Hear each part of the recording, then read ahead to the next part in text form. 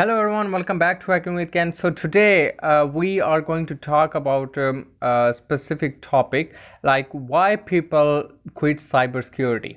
Now this is a very vast field and I see a lot of people getting into cybersecurity, but few of them manage to overcome the difficulties and only few of them succeed in the end. So most of the people just quit and only some of them succeed till the end, remain till the end. So basically what is going on in cybersecurity, why people are leaving? I mean, people want to be an ethical hacker, a pen tester, a security researcher, but why they quit in the middle? Well, there are several reasons for that, and some maybe depend upon person to person, but I found some of common problems and we are going to talk about it, and I will try to provide solutions for them as best I can in my experience, the things I know. So let's start with the first very problem, like too many fields in cybersecurity. Now cybersecurity is like an umbrella and a lot of fields are just beneath it. Okay, like a lot of fields: security analyst, security researcher, SOC analyst, malware researcher, malware engineer, okay, a framework implementer, cybersecurity analyst, and ethical hacker, penetration tester, web pen tester, network pen tester, network security, and the list goes on and on. So I mean, there are a lot of fields, and most of the time the student gets confused, like what field he should be going for, what's the right field for him. Okay, I mean, there are a lot of fields and he cannot research all of them. Okay, but there is a solution though. First of all, the basics of every field is the same. Okay, let me tell you, all the fields have the same basics. All the fields cover network, all the fields have web, all the fields have security measures, all the fields have cryptography stuff. So you should cover the basic, and then let's say if you're good in web, then you should go for web pen testing. But if you don't want to go to web pen testing, maybe you should try network pen testing. So in any field, if you want, you can go to if you want to go in pen testing, I mean, you should be a good red teamer. Okay, you should do a good offense and you should be able to write a good report, so then you go and become a pen tester.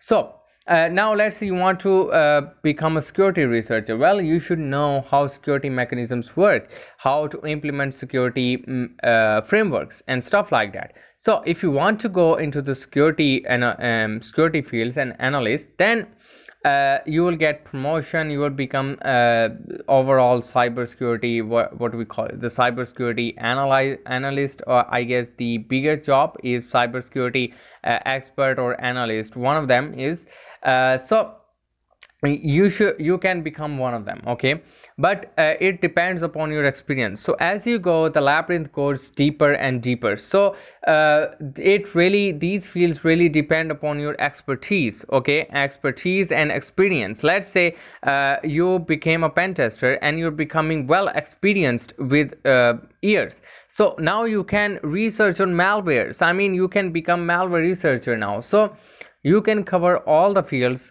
because all the basics are the same. But in some fields, there are few advanced stuff which are not in other fields. Maybe I'm wrong. If I'm wrong, you can correct me. I mean, we are not perfect at all, but it's my experience, I'm saying. The second problem is literally the I guess I've seen many people get confused with it, like what path to follow, what to study first. Let's say a kid who brought a computer who wants to get into cybersecurity. What should he study first? I mean, there are a lot of platforms like Try Hack Me, which provide a basic knowledge, but still a student doesn't know what he should study first. And no offense, but some of the basic Try Hack Me rooms are literally not basic, like not for very beginners. They are not beginner friendly. Like some of the rooms are in beginner path, but they're not beginner friendly.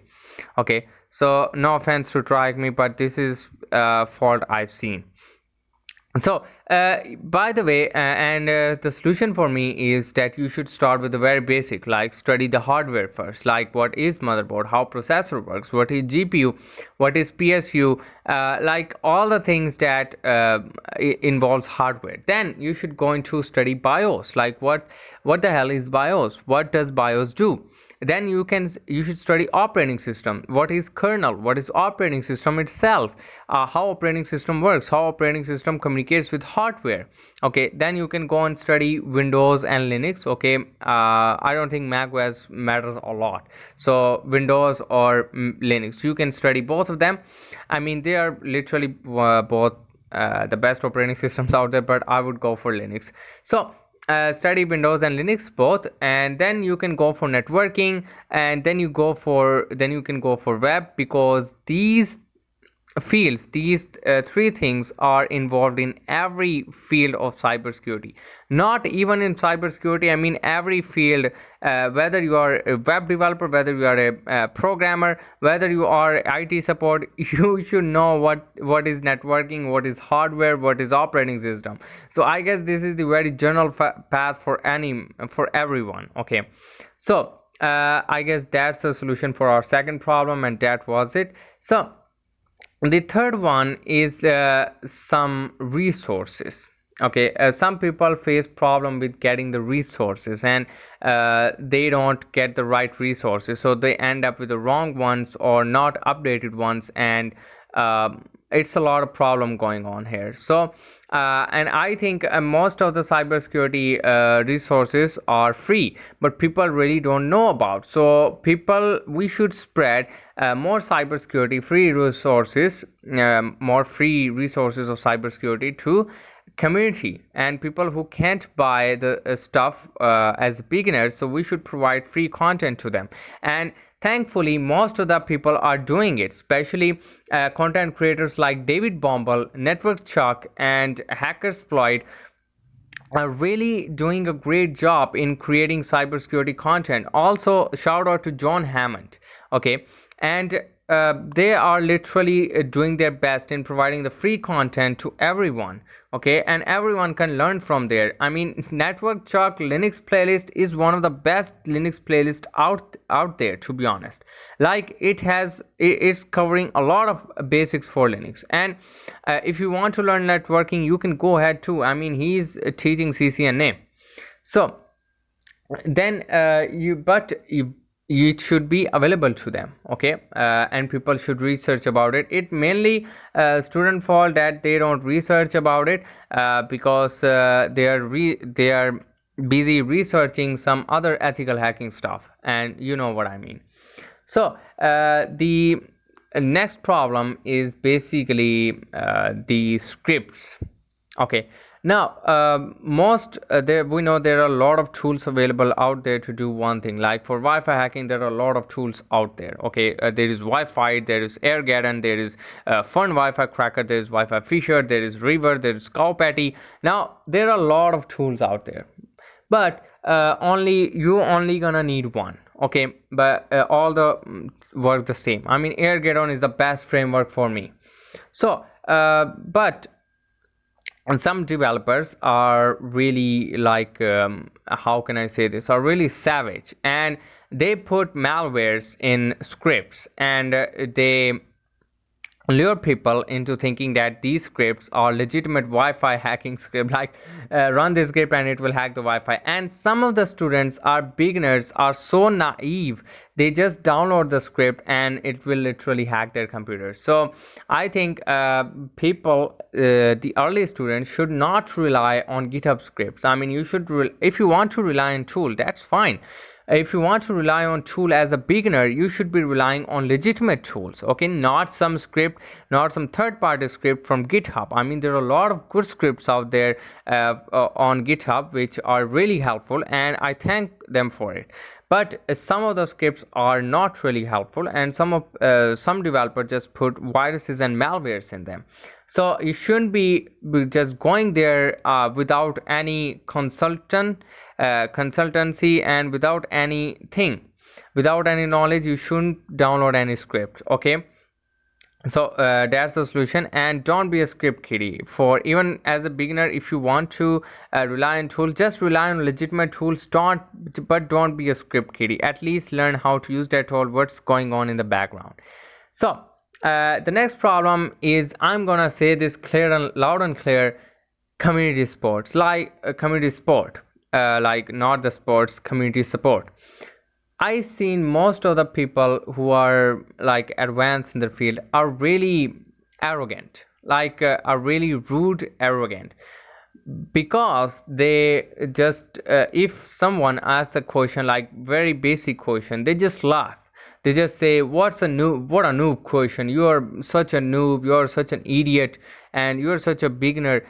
And that gets the morale down of beginners. I mean, what he thinks that he's only the beginner, he cannot do it, and he leaves the field. What are you doing?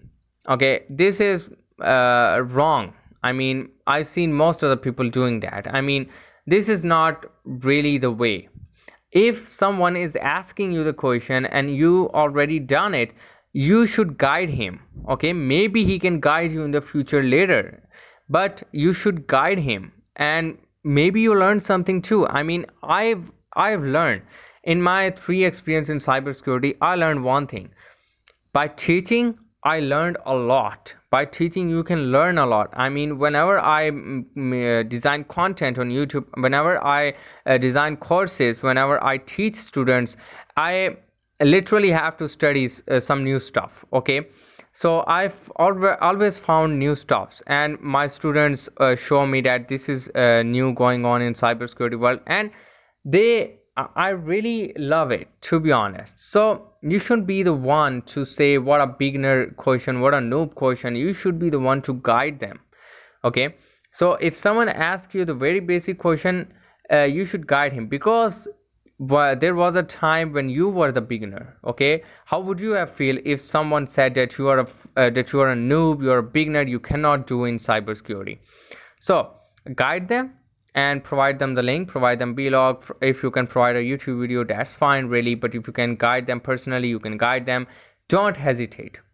Also, you shouldn't be relying too much on people, and I'm asking for some to some students. Also, you shouldn't be relying on so much people. I mean, you have Google, you have Chat GPT. Okay, you can ask them, either of them. You have YouTube. So but if you cannot understand what's going on, then you can go ahead and ask the community. Okay, so your own research matters a lot, and you will learn a lot. So I think these are the most common problems I saw, and I tried to provide solution to every one of them, but still problem will remain. But I think after listening to this video, most if one student was about to leave cybersecurity and he doesn't give up on this field by watching my video, then I think I've succeeded. I succeeded my goal. I succeeded my aim, which was in making the video and guiding the students and lifting their morale up. So you shouldn't be quitting the field just because sometimes things get hard. Okay, you should uh, you should force yourself in, just keep going on into the field. You will see the reward. Okay, and also don't let other people confuse you, don't let other people misguide you. If you really love this field, you shouldn't be misguided. Okay, let's say if someone says web development is the future, how? There is a lot in web development going on. I mean, there are a lot of web developers out there. I mean, alone there are like millions of web developers, billions I would say, but there are few who gets into cybersecurity and succeed. So you should be one of the few. I mean, this is not again for uh, I'm not insulting any field, but I'm just saying, okay, don't let anyone misguide you from your field. So I think this is all for today, and if I offended someone, I'm sorry. That wasn't my purpose, for especially the last line. So but there is a lot of competition going on in the developing field. So I mean, I'm just saying that. So this is all for today, and I will see you guys in the next video where we will be covering more networking and more stuff. Also, you should install Cisco Packet Tracer because we will be covering practical on that. So, toodles.